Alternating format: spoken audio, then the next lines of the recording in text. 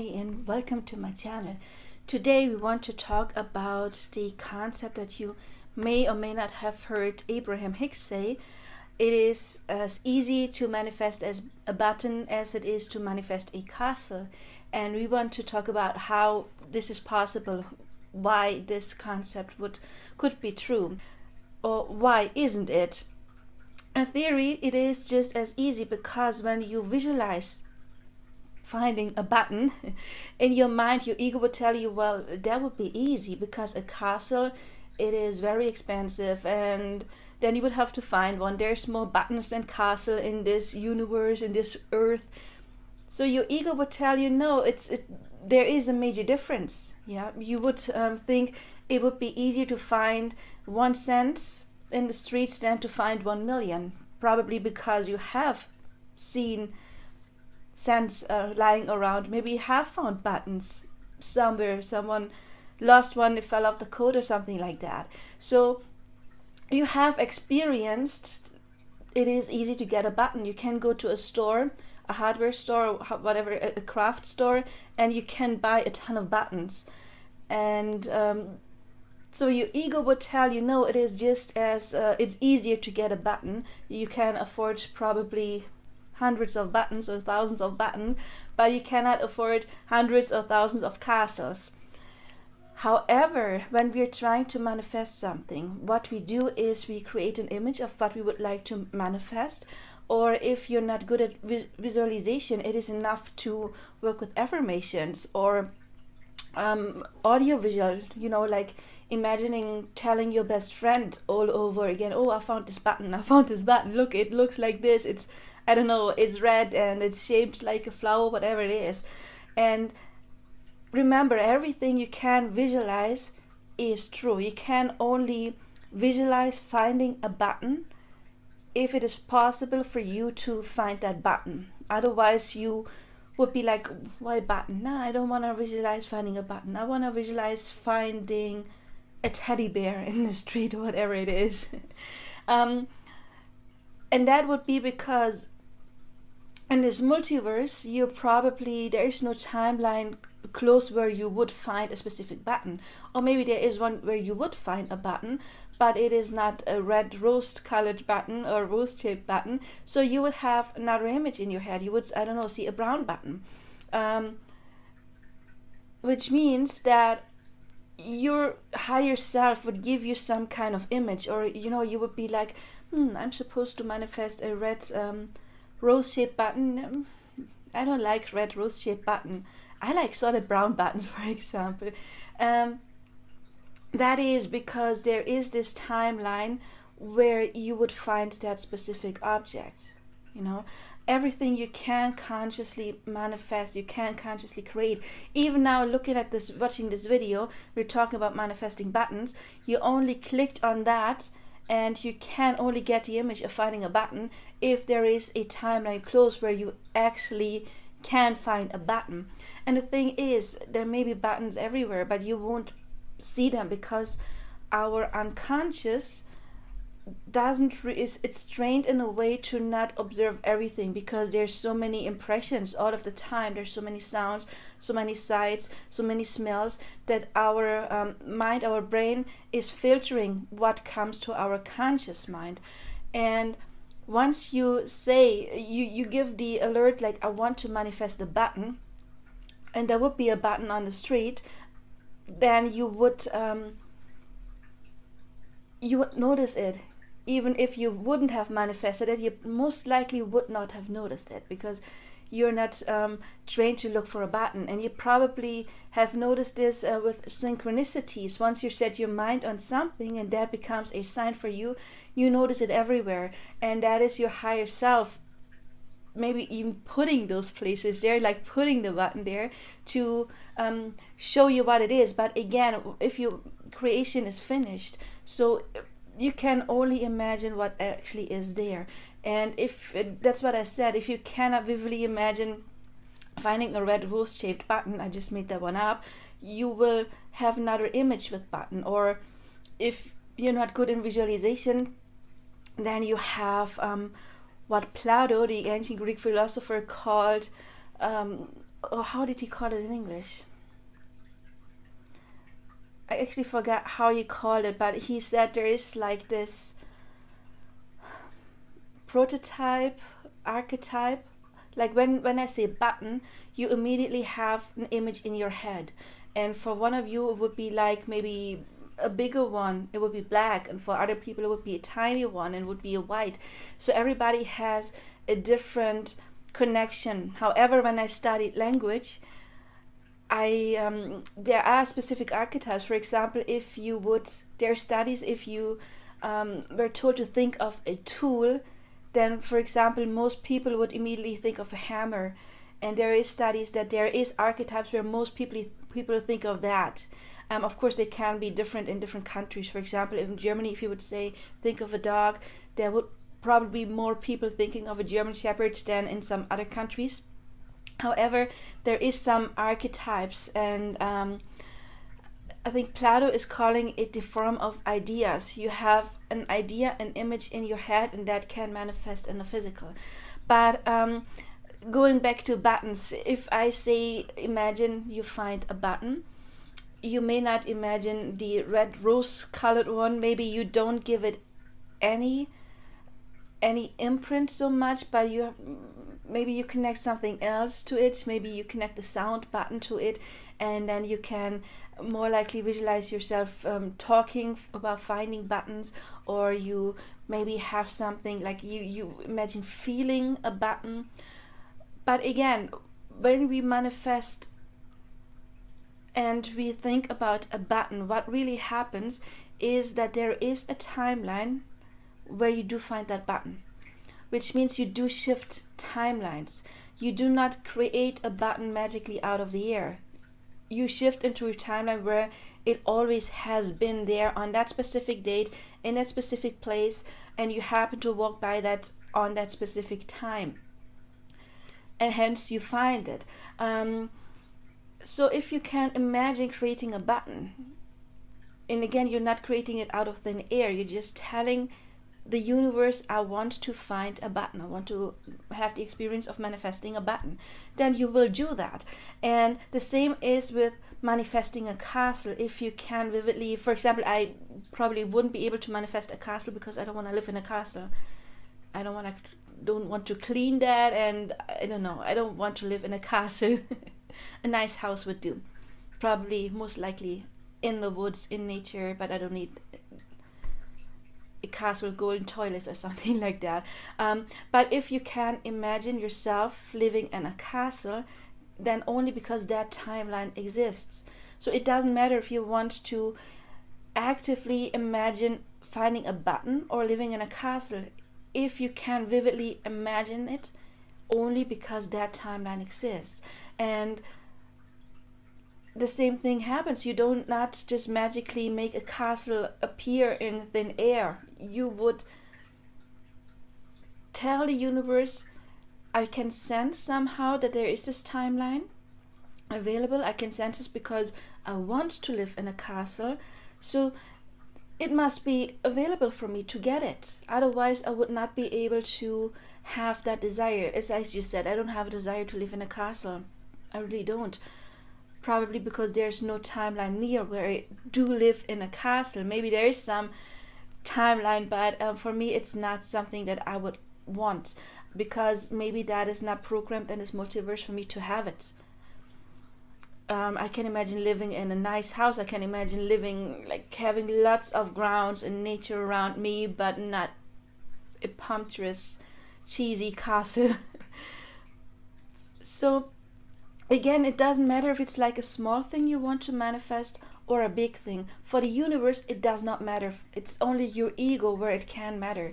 For the universe, again, it is just a timeline shift. And if you can tell the universe, I would like to manifest a button, you can tell the universe, if that is a desire you have, to manifest a castle. If it's not a castle, you can manifest your hut in the woods, your cabin in the woods, or your mansion, or whatever it is. As long as you can vividly imagine living in that place, or owning that, I don't know, really expensive car, or whatever it is, sports car, whatever it is, only because that timeline is available. And spirit can shift you from one timeline to the other. And so if you switch multiverses, for spirit it doesn't matter if you switch into a multiverse where you find a button, or if you switch into the multiverse where you own a castle, or have that sports car, or that cabin in the woods, or that dream job, or whatever it is. There is no thing big or small. It is a timeline shift. And I just saw 11:11 on the clock. It is a timeline shift. By the way, 11:11 is not just a twin flame number, but only talk about manifestation. And something is stuck here. Anyway, so a timeline shift is a timeline shift, and the universe doesn't differentiate whether the thing is in your mind a big thing or a small thing. It is just jumping from here to there. However, it can be more difficult manifesting a castle than a button, and I implied it earlier, because your ego is getting in the way. Your ego is finding reasons why it would be difficult to manifest a castle, and why it might be so easy to manifest a button. And I just named some of the reasons earlier. You can afford buttons easily, they're cheap. There's millions of buttons, probably billions of buttons in this world, but not billions of castles. Maybe you have found buttons in the street before, but you didn't stumble upon a castle that all of a sudden was yours. So your ego would tell you, no, it's not possible. I mean, a castle, it costs so much money. How are you going to get it? First you need the money to get it, and then like how? And that's the thing, when you're manifesting, we do not worry about the how. Everything you vividly can imagine, you can manifest. And if it's not a castle, it's not a castle. Maybe for you it's something completely else. That's what I said. Maybe if you can imagine finding a red button, specifically a red button, you only vividly can imagine or care to imagine finding a red button if that timeline is available where you do find a red button. Maybe it's a red button and your inner self is telling you, no, I don't like red, I like to find a blue button. Why? Because that's more possible for you to find the blue button. And again, I'm not saying it's impossible to manifest a red button, but you can only manifest something you really like. And by really like, I don't mean like your life depends on it, I really need to find a button. No, it doesn't have to be like this major desire. It is just, again, manifestation, creation is finished, and whatever you seek to find is available to you. Maybe you don't seek to find a red button. Did I make that clear? If not, please leave a comment below and I give it another attempt to explaining that. However, again, for spirits, for your manifestation power, it makes no difference. It is just the ego that can play tricks and telling you, oh, you can't have it, but it's completely available to you once you really want it. And once you set your goal on it, once you do manifest owning that castle, owning that button, whatever it is, it's just a timeline jump. And the universe doesn't say it is easy to jump to that timeline but hard to that. It's just our subconscious. So when we do want to manifest something bigger, and it could be that person you love that is currently unavailable, or the person you love lives on a different continent and you can't see yourself getting together, whatever it is, if you imagine it, it is possible. And it is just your subconscious telling you that you can't have it. So you have to work on changing those inner beliefs. You have, for example, do your revision to change those limiting beliefs. You can check yourself, where do those beliefs come from? Are they my own beliefs? Or is it my friends who told me, oh, that's hard to manifest, you probably won't be able to do that? Because often, if something is meant for us, and by meant I mean available in the multiverse, there is this sense in us, a strong sense that we can have it, even though it may seem impossible to our ego, but there's the sense that we can have it. And then there's the ego side, there's the other side who tells us, our mind, nope, because of that reason and that reason and that reason and that reason. And the thing is, stop finding reasons why you cannot have anything. You just live in the end, as Neville Goddard always said, you manifest already having what you desire. And always use the metaphor of programming your device, your navigation system. You put in the address where you want to go, and you don't worry about the route, because you trust that the navigation system knows the best route. It knows the way. First of all, you may not know it, and even if you somewhat know it, but there's different ways to get there. The navigation system knows if there's a traffic jam, if there is a construction site that you don't know about. So the navigation system has more information than you do to get you there in the best route. So you just trust that navigation system to get there. And it's the same thing with the universe. When you manifest, you just tell the universe, this is where I want to go. I want to go to the timeline where I own that castle, where I own a sports car, where I do live with that specific person that I love.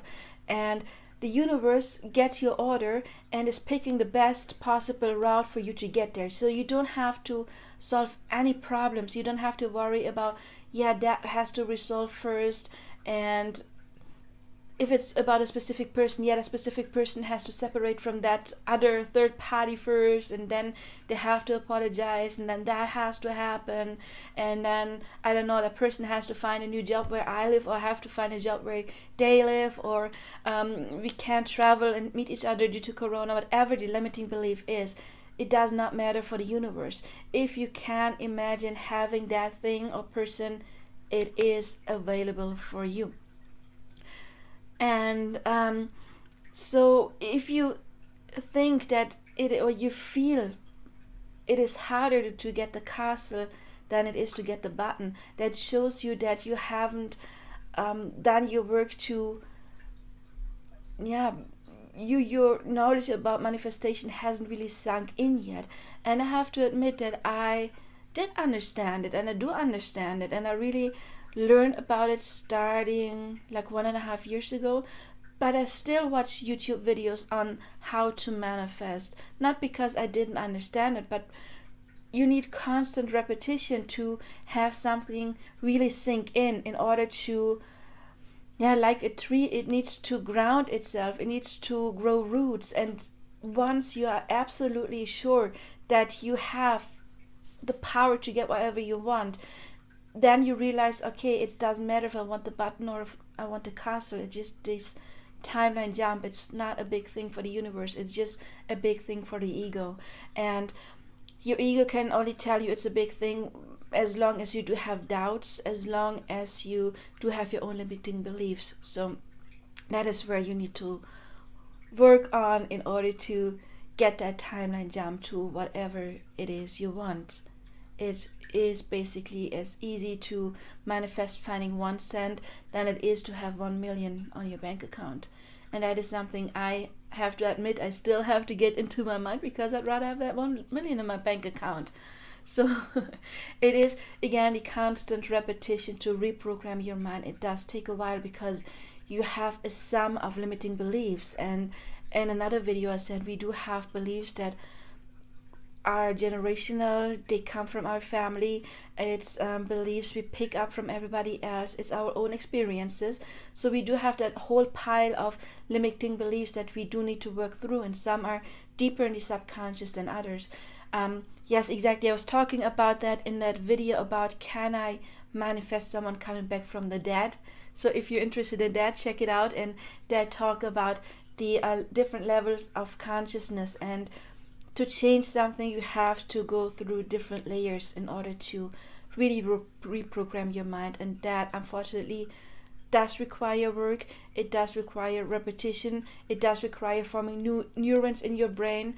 It doesn't have to take long. We don't want to have that limiting belief, oh, it must take years.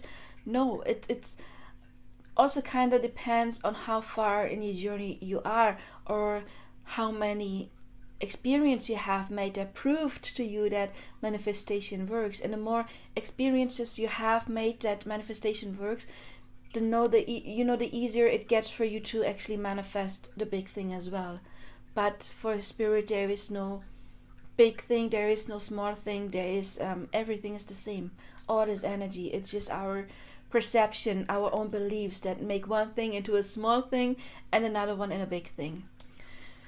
Well, anyway, that was a lot of rambling, but I hope I made it clear. I hope you understood. If this helped you, please leave a like, leave a comment, share this video, subscribe, hit the bell icon, and this will help me grow my channel, and it will hopefully help you and help other people to spread the word so everybody can create the life of their dreams.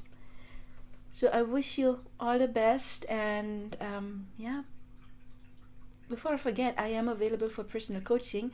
You will find that contact information in the description box and in the About Me page here on YouTube. Also, you do find me on Instagram, and you will find that information in the same places. So, bye-bye for